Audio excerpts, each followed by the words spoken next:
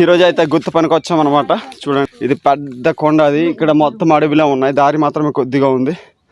ఈరోజు ఇదిగోండి మధ్యాహ్నం భోజనం కోసం క్యారేజ్ అయితే తెచ్చుకున్నాము. సో ఈరోజు మొత్తము కష్టపడాలన్నమాట. చూస్తున్నారు కదా చెమట ఏ విధంగా ఉందో. కొండ ఎక్కలేకపోతున్నాము. ఫైనల్లీ వర్క్ ప్లేస్కి అయితే వచ్చాము.